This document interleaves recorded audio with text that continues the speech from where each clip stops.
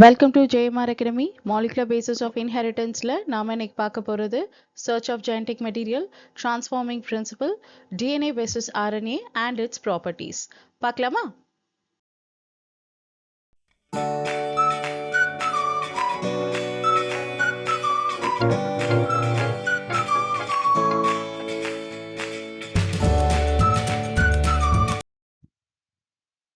19th செஞ்சுரியில நிறைய scientist research பண்ணாங்க DNA பத்தி. ஆனா அந்த டைம்ல டிஎன்ஏ தான் ஜெனடிக் மெட்டீரியல் கேரி பண்ணுது அப்படிங்கிறத அவங்களால ப்ரூவ் பண்ண முடியல, புரிஞ்சுக்கவும் முடியல. ஸோ ஏதோ ஒரு ஃபேக்டர் ஜெனடிக் இன்ஹெரிட்டன்ஸை மெயின்டைன் பண்ணுது அப்படிங்கிறத மட்டும் புரிஞ்சுக்கிட்டு நியூக்ளியஸ்குள்ள இருக்கிற குரோமோசோமா இருக்கலாம் அப்படிங்கிற மாதிரி அவங்களோட ரிசர்ச்சை நேரோ டவுன் பண்ணாங்க. ஸோ அதுல குறிப்பிட்டு சொல்லணும்னா மெண்டல், ஸ்டான், மார்கன் இந்த மாதிரி சயின்டிஸ்ட் குரோமோசோம்ல நிறைய ரிசர்ச் பண்ண ஆரம்பிச்சாங்க. 1928ல கிரிப்ஸ் டிரான்ஸ்ஃபார்மிங் பிரின்சிபல் பத்தி எக்ஸ்பிளைன் பண்றாரு. அவரு ஸ்ட்ரெப்டோகாக்கஸ் நிமோனியே அப்படிங்கிற பாக்டீரியாவை எடுத்துட்டாரு. அதுல ரெண்டு விதமா அது இருக்கு. ஒன்னு ஸ்மூத் அண்ட் இன்னொன்னு ரஃப். ஸ்மூத் அப்படிங்கிறது விருலண்ட் டிசீஸ் கொடுக்கும் அண்ட் ஆறுங்கிறது நான் விருலண்ட் டிசீஸ் கொடுக்காது. ஏன்னா பாலிசாக்கரைட் கோட் இருக்கிறது விருலண்டா இருக்கும் அண்ட் பாலிசாக்கரைட் கோட் இல்லாதது நான் விருலண்டா இருக்கும். ஸோ இது கிளியரா இருக்கும் நம்புறேன். அண்ட் இங்க ஹீட் கில்ஸ் பாக்டீரியா அப்படின்னு கொடுத்துருக்கேன் இல்லையா? ஹீட் கில்டு பாக்டீரியா அப்படிங்கிறது டெட் பாக்டீரியா. ஹீட்னால அந்த பாக்டீரியாவை வந்து என்ன பண்ணிடுவாங்கன்னா கில் பண்ணிடுவாங்க. ஓகே, அதுதான் ஹீட் கில்ஸ் பாக்டீரியா அப்படின்னு நீங்க மென்ஷன் பண்ணியிருக்காங்க. ஸோ இந்த 4 குரூப்புக்கு ஃபர்ஸ்ட் குரூப் விருலண்ட் பாக்டீரியா, அதாவது எஸ்ட்ரெயினை கொடுக்குறாரு. எஸ்ட்ரெயின் கொடுக்கும்போது ஆப்வியஸா மவுஸ்க்கு நிமோனியா காஸ் ஆகுது, அது டை ஆகுது. அண்ட் ஆர்ஸ்ட்ரெயின் கொடுக்கும்போது இது நான் விருலண்ட், ஸோ அதனால மவுசஸ் எல்லாமே வந்து சர்வைவ் ஆகுது. ஸோ திஸ் ப்ரூவ்ஸ் ஆர்ஸ்ட்ரெயின் இஸ் நான் விருலண்ட். அண்ட் நெக்ஸ்ட் ஹீட் கில்ட் பாக்டீரியாவை கொடுக்கும் போதும் மவுஸ் வந்து சர்வைவ் ஆகுது. எப்படி சர்வைவ் ஆகுது? ஏன்னா ஹீட்னால கில் பண்றப்போ இந்த எஸ்ட்ரெயின் பாக்டீரியா ஹார்ம்லெஸ்ஸா மாறிடுது. ஸோ அதனால சர்வைவ் ஆகுது மவுசஸ் எல்லாமே. அண்ட் சர்ப்ரைசிங்லி ஹீட் கில்ட் பாக்டீரியாவையும் ஆர்ஸ்ட்ரெயினையும் சேர்த்து கொடுக்கும் போது இந்த மவுசஸ் எல்லாமே டை ஆயிருச்சு.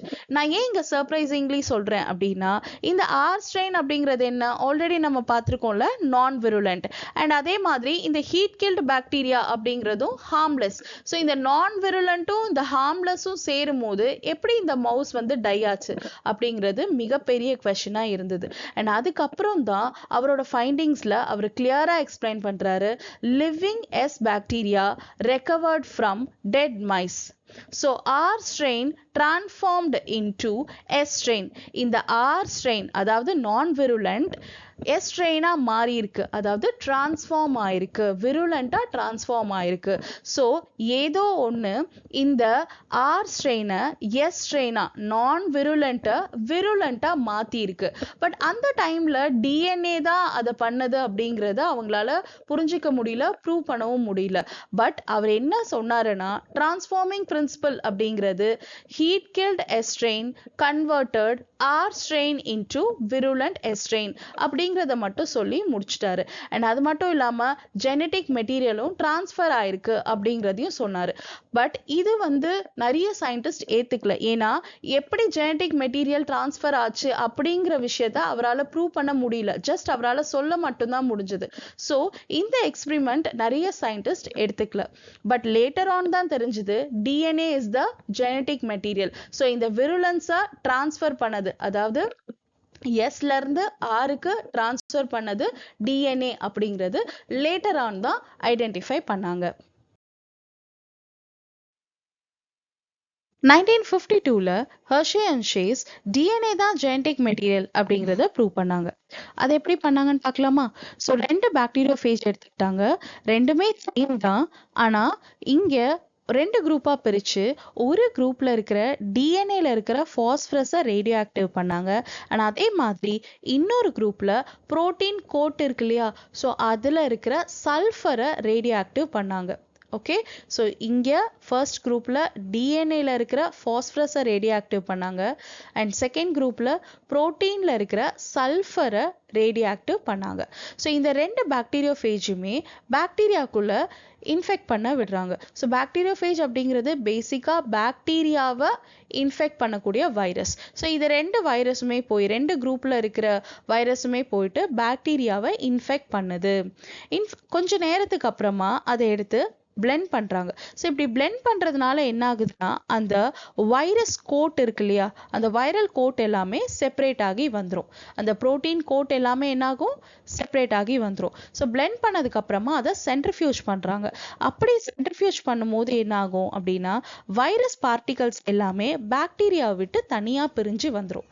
வைரஸ் பார்ட்டிகல் எல்லாமே பாக்டீரியா விட்டு தனியாக பிரிஞ்சு வந்துடும்.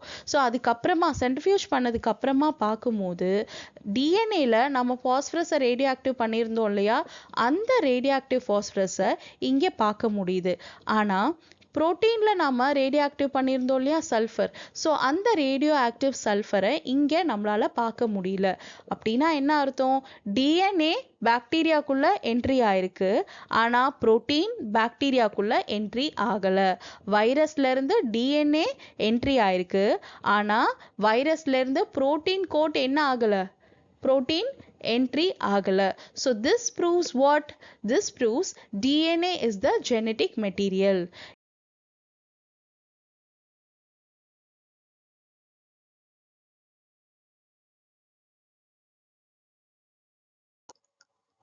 DNA with RNA.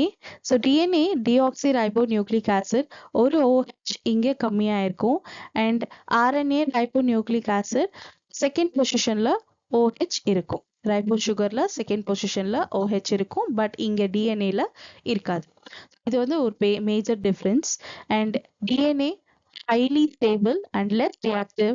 RNA பொறுத்த வரைக்கும் unstable, highly reactive, and it contains thymine instead of uracil, and here it contains uracil. Better for storage. Actually DNA எதுக்கு ரொம்ப யூஸ்ஃபுல்லா இருக்கும்னா இன்ஃபர்மேஷன்ஸை ஸ்டோர் பண்ணி வைக்கிறதுக்கு. It is better for storage of genetic information. It is better for transmission. Okay, genetic இன்ஃபர்மேஷனை transfer பண்ணுறதுக்கு யூஸ்ஃபுல்லாக இருக்கும். And mutate slowly, more stable, and mutates rapidly, evolve pastor.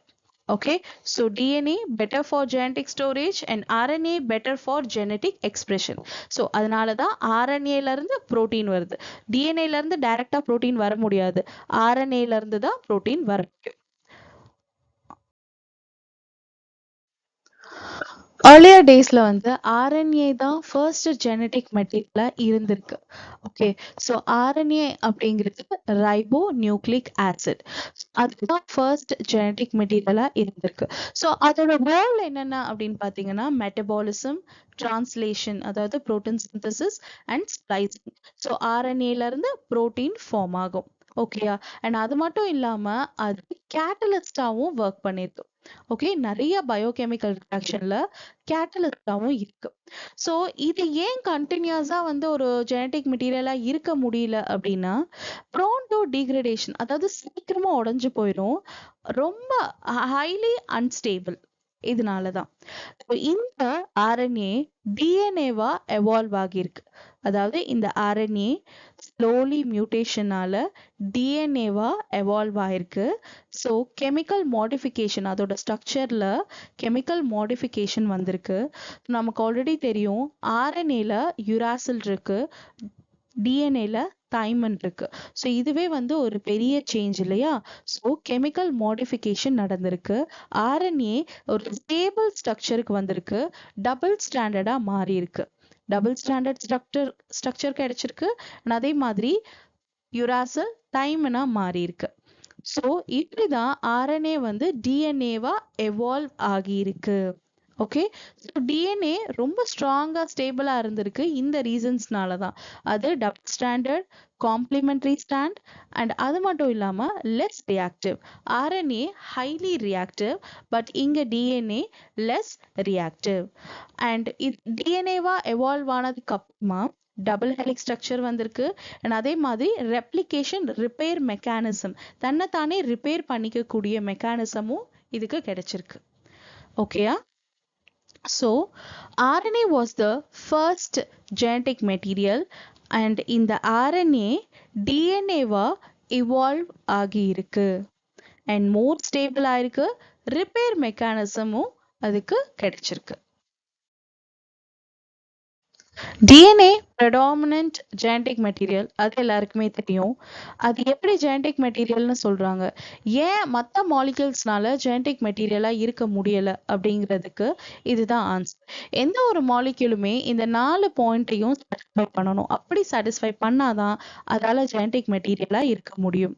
So first one replication, தன்னைத்தானே replica பண்ணிக்கணும். அதே மாதிரி chemically ஸ்ட்ராங்கான ஸ்டேபிளான structure இருக்கணும். அதே மாதிரி ஸ்லோவா மியூட்டேஷனை அடாப்ட் பண்ணிக்கணும்.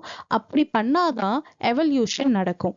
அண்ட் மெண்டலியன் கேரக்டர்ஸை சாட்டிஸ்ஃபை பண்ணணும். ஸோ நெக்ஸ்ட் ஜென்ரேஷன் போகும்போது மெண்டலியன் கேரக்டர்ஸ் எல்லாத்தையுமே அது சாட்டிஸ்ஃபை பண்ணணும். ஸோ இந்த 4 பாயிண்ட்டையும் சாட்டிஸ்ஃபை பண்ணியாச்சு அப்படின்னா கண்டிப்பாக எந்த ஒரு மாலிக்யூலுமே ஜெனடிக் மெட்டீரியலாக ஆக்ட் பண்ண முடியும்.